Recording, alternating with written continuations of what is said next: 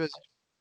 Salut à tous, c'est Fabien donc de Nintendo's. Aujourd'hui, j'ai le plaisir d'accueillir pour l'invité de la semaine mon ami Popou, qui est le fondateur d'un des plus grands sites communautaires francophones liés à la licence Dragon Quest, à savoir Dragon Quest Fan.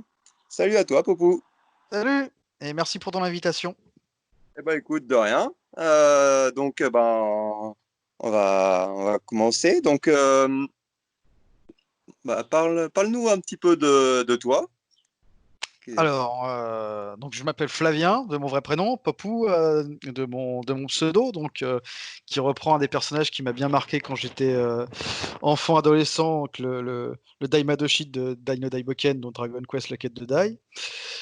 Je vis en France et effectivement, je suis le webmaster développeur de Dragon Quest Fan, qui est un site communautaire, comme tu l'as indiqué et comme son nom l'indique également, qui porte sur la licence Dragon Quest et qui est actif depuis 2006. Donc, au fait, au départ, c'était un site qui portait sur le 8e épisode, qui était fraîchement sorti sur PS2. Et petit à petit, Sorti en France. l'équipe s'est développée. Et puis voilà, on a traité tous les épisodes de la saga.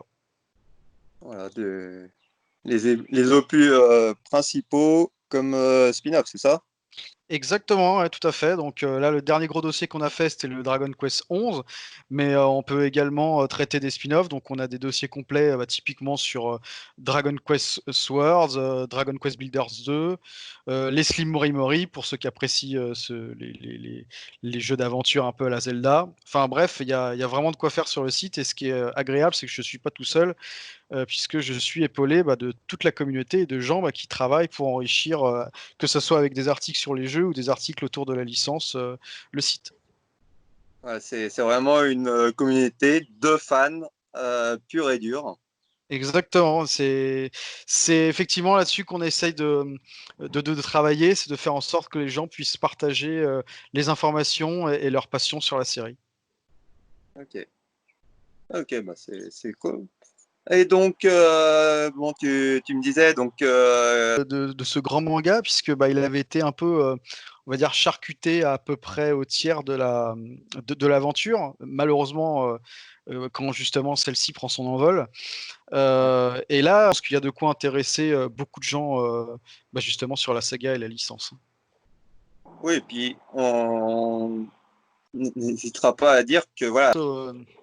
Alors c'est officiel, hein, effectivement, mais grosse rumeur, est-ce que ça serait le Dragon Quest 12, est-ce que ça serait un jeu, comment dirais-je, spin-off? A priori, d'après les premières informations, ça serait pas du tout de Dragon Quest 12, ça serait un spin-off, mais bon, je me fais on va dire l'émissaire des différentes théories que les fans peuvent avoir.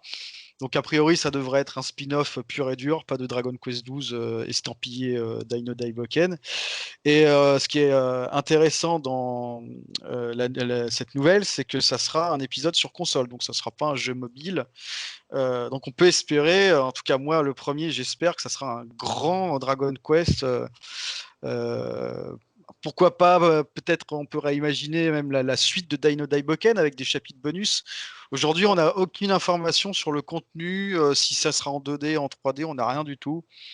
On sait juste qu'a priori, ça devrait être un spin-off et pas le 12. Voilà.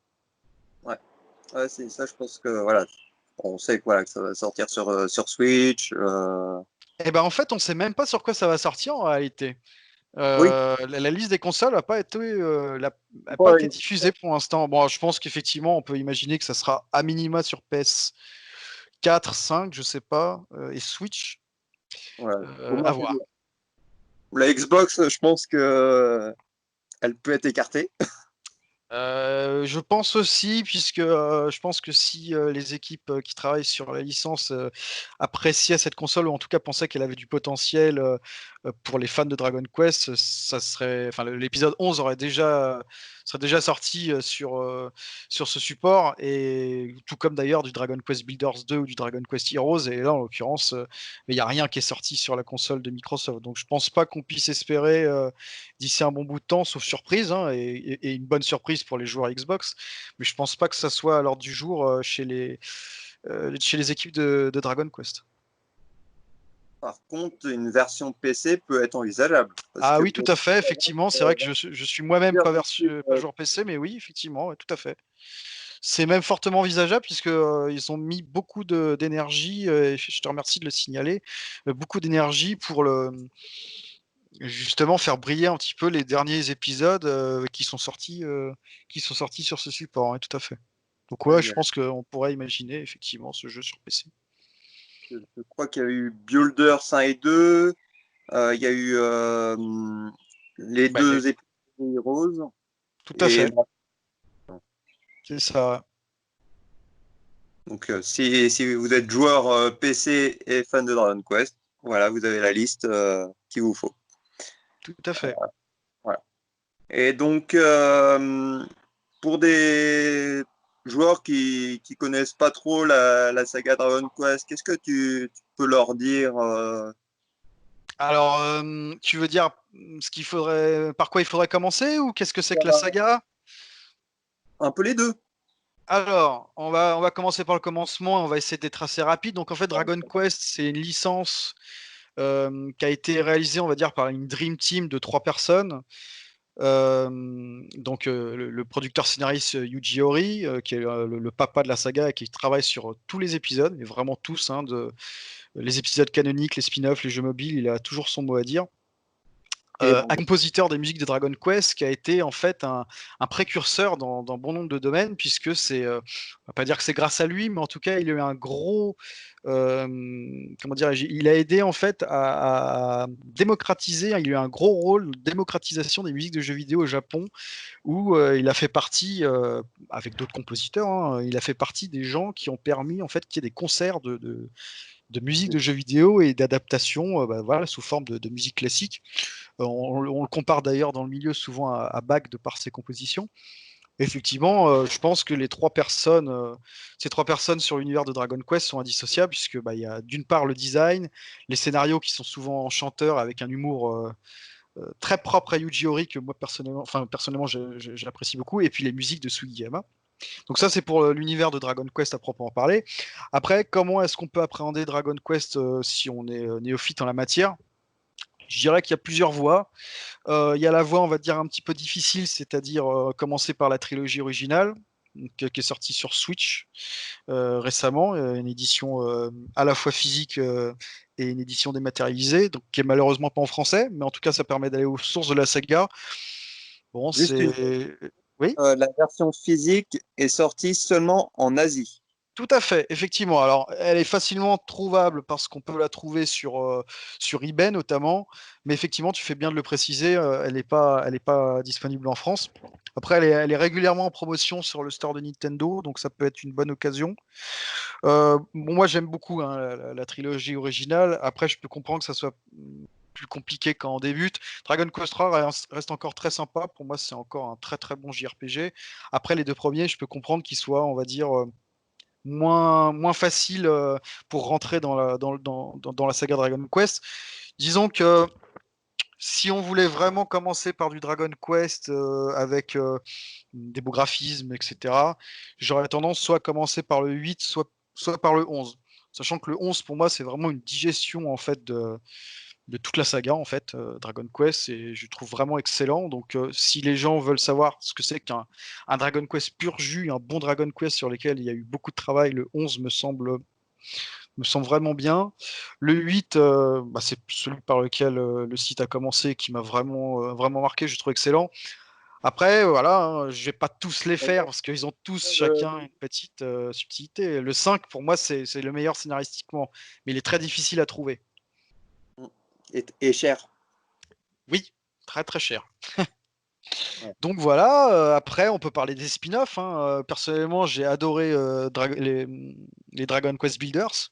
Je trouve que ça donne bah voilà, le petit côté Minecraft, on construit et puis on vit quand même une aventure assez bien scénarisée avec beaucoup d'humour que j'ai beaucoup apprécié. Donc ça peut être aussi, on va dire, une autre porte d'entrée à la saga. Pour ceux qui sont plus jeux mobiles, il y a Dragon Quest of the Star qui est sorti il y a à peu près un mois et demi. Bon, ça va plus leur montrer ce que c'est que les différents clins d'œil à la saga, les différentes armes qu'on peut avoir à notre disposition, mais en termes de scénario, c'est quand même largement en dessous de ce que peut proposer la série. Et enfin, pour les joueurs qui préfèrent, eux, on va dire des titres un peu plus à la Zelda, avec un peu plus de peps et puis d'action, bah, j'aurais tendance à conseiller les Dragon Quest Rocket Slime, donc aussi connus sous le nom de Slim Mori Mori, qui sont region free, donc ils peuvent y jouer sur Nintendo DS. Donc c'est GBA, Nintendo DS et 3DS. Ils sont pas très compliqués à trouver. Sur eBay, c'est assez simple. Donc ça fait partie de mes spin-offs préférés, toutes licences confondues. J'ai adoré les Rocket Slim. Voilà, je pense que j'ai fait le tour, hein. On pourrait parler des Dragon Quest Monsters pour tout ce qui est Pokémon Style. En fait, ce qui est intéressant avec la licence Dragon Quest, c'est que il y a l'aspect, on va dire, canonique avec les épisodes pur jus, mais il y a aussi énormément de spin-off et en réalité, même en étant assez objectif, je pense que quasiment tous les joueurs peuvent s'y retrouver sur au moins comment dirais-je, une des itérations de la licence. Par exemple, je vais pas parler de Dragon Quest Heroes pour ceux qui aiment les beat'em all et puis bon bah les titres un petit peu bourrins. Je pense que ça peut aussi leur plaire, même si il est assez redondant. Et voilà, il Il y y a a, beaucoup de titres différents. il y a Rival pour de tous les adeptes de Hearthstone, enfin, Tout d'ici à là. fait. On pourrait aussi parler de Dragon Quest Tethering, je sais pas si je le dis correctement, excusez-moi, le jeu musical en fait de rythme, qui est sympa aussi en fait, hein. Donc voilà, c'est une licence qui est extrêmement riche de par ses spin-offs en fait. Et je pense qu'ils vont de plus en plus essayer de diversifier la licence, puisqu'ils voient que ça fonctionne bien et puis bon bah ça reste des bons jeux. Bon, on a eu aussi Dragon Quest Walk aussi pour le Pokémon Go. Tout à fait, effectivement. Ouais, alors c'est vrai que j'en ai pas parlé parce que malheureusement j'ai pas eu l'occasion de le tester étant donné qu'il n'est pas officiellement sorti en France. Alors bon, je sais qu'il y a des moyens pour y jouer. Après, moi, je considère que ce genre de jeu c'est quand même plus sympa quand on joue, bah, justement quand on joue au jeu. Et il a l'air très sympa. Ouais. Pas mal de contacts au Japon qui ont essayé le jeu et ça leur a beaucoup plu. Et il est encore assez actif, hein. Donc j'espère qu'il sortira en France, que ça pourrait être très sympa. Ok. Et bon, on va terminer par une chose. Quels sont tes projets pour Dragon Quest Fan? Alors, donc au niveau du site, on a décidé en fait de créer une nouvelle itération du site web, donc il sera beaucoup plus poussé vers la collaboration entre les membres. Donc je suis en train de développer tout ça. Donc je ne sais pas encore quand est-ce que ça sortira. En tout cas, ce qui est sûr, c'est que ça sera plus interactif, plus simple d'utilisation et essayer de toujours plus mettre l'emphase sur l'aspect communautaire qui est pour moi le plus important. Et d'ici là, bah, vous pouvez effectivement visiter le site en l'état, mais aussi bah, discuter avec les différents membres de la communauté, non seulement sur le forum, mais aussi sur notre serveur Discord, qui reste, je dois bien le dire, le serveur Discord le plus visité et le plus actif sur la licence Dragon Quest en France. Alors, évidemment, il y a bien d'autres serveurs Discord avec énormément plus de membres, mais ça reste celui de référence pour tout ce qui est Dragon Quest pur et dur. D'ailleurs, on a une section intégralement dédiée à Dragon Quest of the Stars, donc où les gens peuvent se synchroniser pour faire des raids, etc. Donc n'hésitez pas à venir nous rejoindre, ça nous fera très plaisir. Il y a une équipe de modération qui est super sympa. Donc bah, venez sur notre serveur Discord, ça sera vraiment très sympa. Voilà. Donc, bah, juste une chose à dire, foncez. Voilà. Bon, et ben, on va clore cette interview. En tout cas, un grand merci à toi pour cette interview. Et puis, Merci à toi pour ton invitation. bah, écoute de rien, hein, et puis, alors à tout prochainement. À bientôt, merci beaucoup. Et bye. Ciao.